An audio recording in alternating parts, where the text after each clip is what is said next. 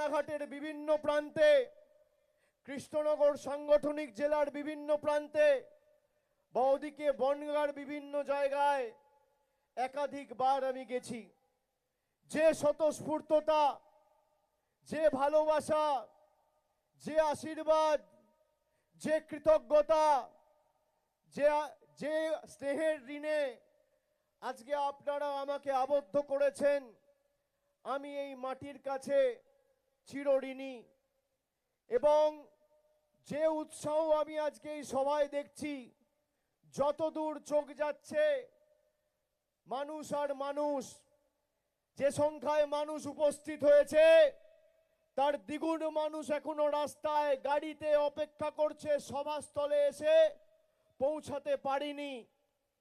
এই সভাস্থলে আজ থেকে 15 দিন আগে দেশের প্রধানমন্ত্রী, বিজেপির সর্বময় নেতা নরেন্দ্র মোদীর সভা করার কথা ছিল।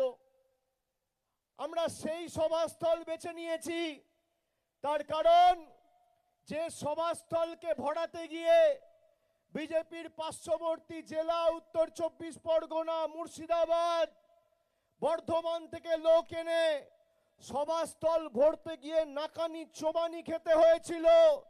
তৃণমূল নিজের সাংগঠনিক দক্ষতায়, ক্ষমতায় খালি রানাঘাট সাংগঠনিক জেলা এবং নদিয়ার মানুষ আজকে জনসমুদ্রে এই পুণ্যভূমিকে, এই সভাস্থলকে পরিণত করেছে।